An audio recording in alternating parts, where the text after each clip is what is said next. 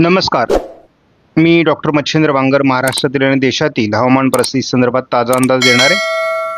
आत्ताच्या परिस्थितीनुसार आपण बघतो की या उपग्रही छायाचित्रामध्ये गुजरात, राजस्थान, मध्य प्रदेशच्या काही भागात पावसाचं वातावरण दाखवण्यात आलं आहे. महाराष्ट्रातही हलक्या पावसाचं वातावरण दाखवण्यात आलं आहे.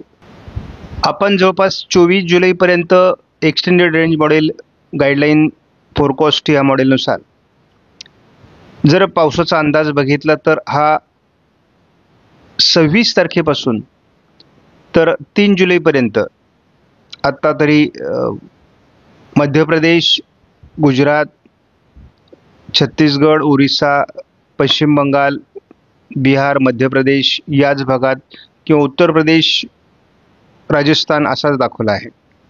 दक्षिण भारतामध्ये पावसाचं प्रमाण कमी दाखवलं आहे. महाराष्ट्रातही पावसाचं प्रमाण कमी दाखवलेलं आहे. आपण 3 जुलैपासून 10 जुलैच्या दरम्यान मात्र विदर्भामध्ये आणि कोकणात पावसाचं प्रमाण वाढण्याचा अंदाज व्यक्त केला आहे. आणि थोडं मध्य महाराष्ट्र, मराठवाड्यात जे काही पावसाचं प्रमाण कमी दाखवलं आहे त्यात थोडी वाढ दाखवलेली आहे. ज्यांनी या चॅनलला सबस्क्राईब केलं नसेल, दररोज व्हिडिओ बघतात, त्यांनी देखील या चॅनलला सबस्क्राईब करायचा प्रयत्न करा की जेणेकरून तुम्हाला दररोजचं नोटिफिकेशन येईल आणि तुम्हाला नवीन अपडेट हवामानाविषयी समजेल. 10 जुलै ते 17 जुलैच्या दरम्यान देखील सामान्य पावसाचाच अंदाज मराठवाडा, मध्य महाराष्ट्र, पश्चिम महाराष्ट्रात देण्यात आला आहे. तीच परिस्थिती 17 ते 14 जुलैच्या दरम्यान आहे. त्यामुळे एकूणच जुलै महिन्यामध्येही महाराष्ट्रात खूप पाऊस होईल असं नाही, परंतु सामान्य पावसाचा अंदाज आहे. GFS मॉडेलनुसार आज महाराष्ट्राच्या उत्तरेकडून विदर्भ, उत्तर महाराष्ट्र आणि कोकण असं पावसाळी वातावरण राहण्याची शक्यता आहे. मराठवाड्यातही तुरळक पाऊस होईल. महाराष्ट्रातील पावसाच्या प्रमाणात घट होईल, परंतु थोडं विदर्भ आणि उत्तर महाराष्ट्राच्या उत्तरेकडील भागात आणि कोकणात पावसाचं प्रमाण हलकंसं राहणार आहे. 29 तारखेला मात्र महाराष्ट्रात पावसाचं प्रमाण कमी राहणार आहे. कोकणात मात्र मध्यम सरी होतील.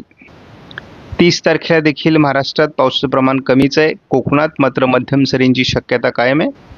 1 तारखेला देखील महाराष्ट्रात पावसाचं प्रमाण कमीच आहे. कोकण विभागातच पावसाचा अंदाज आहे. आपण बघतो की साधारण पश्चिम बंगाल, ओरिसाच्या दरम्यान कमी दाब तयार होत आहेत आणि ते उत्तरेकडे सरकत आहेत. त्यामुळे सध्या मान्सून ट्रफ ही अतिशय उत्तरेला सरकलेली आहे. हिमालयाच्या पॅरलल पावसाचा प्रभावी त्या बाजूला सरकलेला आहे. त्यामुळे दक्षिण भारतामध्ये सध्या पाऊस नाही आहे. मात्र हवामानात जो बदल अपेक्षित आहे तो 3 तारखेपासून आहे. 3 तारखेला पुन्हा महाराष्ट्राच्या उत्तरेकडून म्हणजे विदर्भ, मराठवाडा, उत्तर आणि उत्तर महाराष्ट्र, कोकण असं मोठं पावसाळी क्षेत्र पुन्हा वाढणार आहे. जसा कमी दाब थोडा मध्य प्रदेशच्या दरम्यान जाईल तेव्हा महाराष्ट्रामध्ये पुन्हा पावसाचं प्रमाण वाढणार आहे. त्यामुळं 4 तारखेलाही GFS मॉडेलने महाराष्ट्राच्या बऱ्याच भागात पावसाचा अंदाज दिला आहे.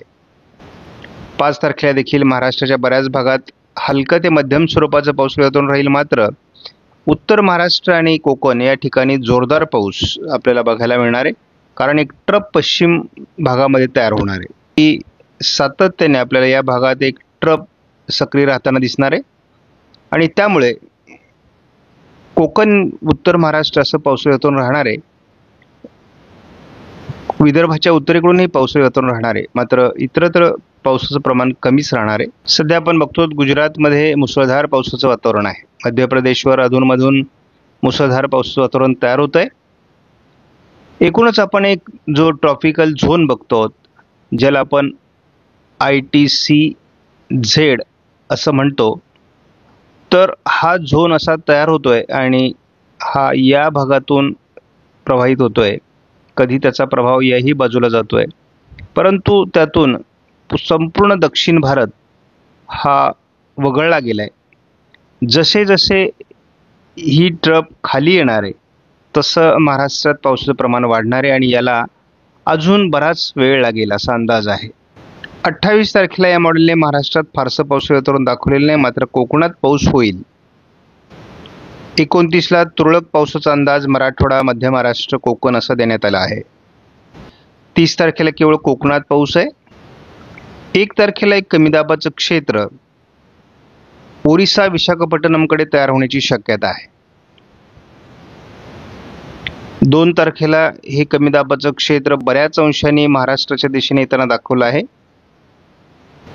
3 तारखेला प्राथमिकदृष्ट्या पूर्व विदर्भात याचा परिणाम होईल.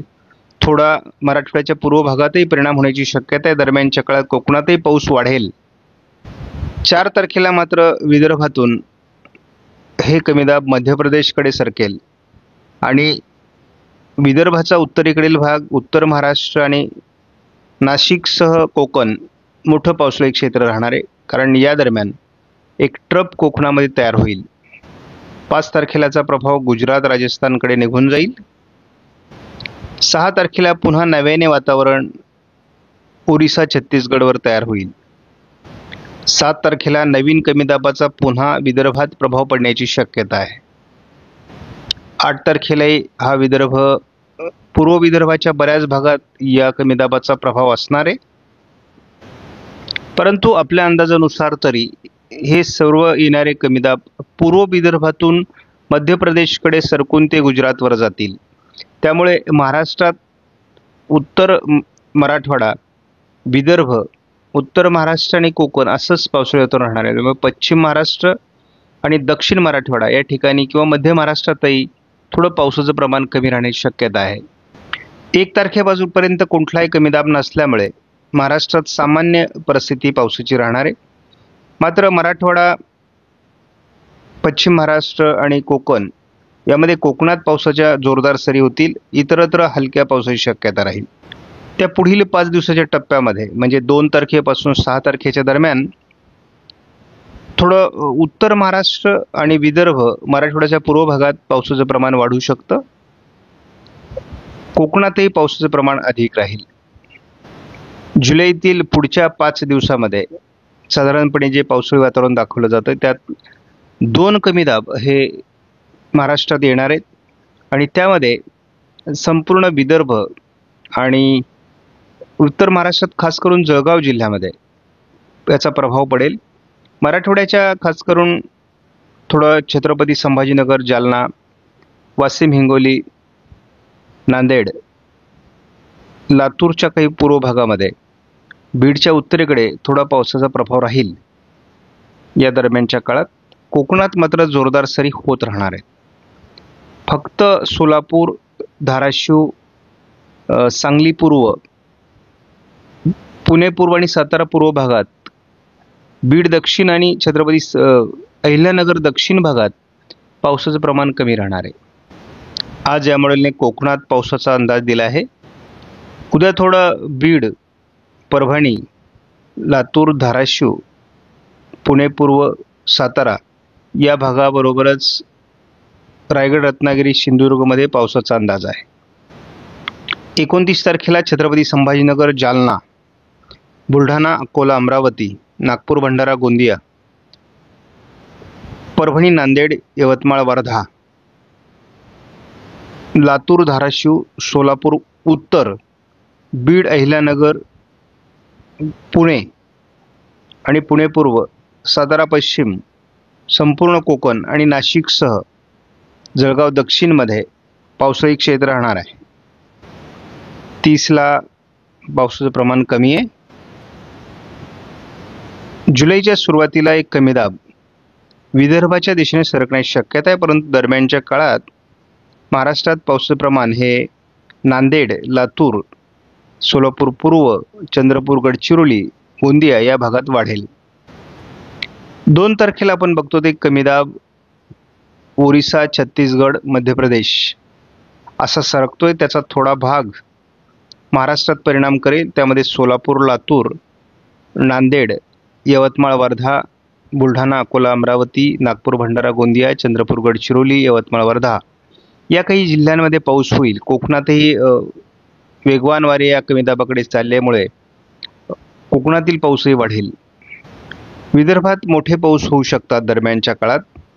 गडचिरोली, चंद्रपूर, नागपूर, भंडारा, गोंदिया, यवतमाळ, वर्धा, अमरावती पूर्व भागामध्ये. परंतु हा कमी दाबच मध्य प्रदेशकडे सरकत असल्यामुळे त्याचा फार काळ विदर्भातही प्रभाव राहील असं वाटत नाही, परंतु अकोला, अमरावती, नागपूर, भंडारा, गोंदिया जिल्ह्यात जोरदार ते अतिजोरदार पाऊस होऊ शकतो.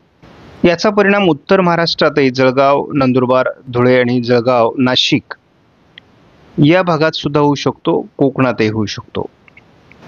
5 तारखेला वातावरण कमी राहील.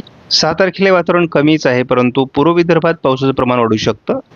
7 तारखेला पुन्हा एक नव्याने कमी दाब येईल आणि तो विदर्भाच्या काही जिल्ह्यांमध्ये पुन्हा मोठं पावसाळी वातावरण तयार करू शकतो. परंतु या कमी दाबांचा कल हा मध्य प्रदेशकडे असल्यामुळे किती प्रमाणात पाऊस विदर्भात होईल हे बघावं लागेल. परंतु या कमी दाबांमुळे देखील महाराष्ट्रात हलक्या ते मध्यम सरी मराठवाडा, पश्चिम महाराष्ट्र, मध्य महाराष्ट्र आणि कोकणात होणार आहेत. साधारण 7-8 तारखेला येणाऱ्या कमी दाबाचा परिणाम विदर्भ, मराठवाड्यात अधिक होण्याची शक्यता आहे. 9 तारखेला पुन्हा हे वातावरण कमजोर होऊन मध्य प्रदेशकडे सरकेल. त्यामुळे माझा अंदाज आहे की या दरम्यानच्या काळात महाराष्ट्रात गरजेपुरता पाऊस होणार आहे, परंतु पाण्याचे पाऊस व्हायला किंवा तलाव भरण्यासाठी, नद्या पुन्हा प्रवाहित होण्यासाठी, पुन्हा बंधारे भरण्यासाठी आपल्याला थोडं जो मोठे पाऊस असतात ते जुलैच्या उत्तरार्धात, ऑगस्ट आणि सप्टेंबरमध्ये असतात. सध्याचा पाऊस हा कोकण विभागामध्ये आणि पश्चिम घाटावर अधिक असतो, पूर्व विदर्भात अधिक असतो आणि त्यामुळे या भागात पाऊस होत राहतील.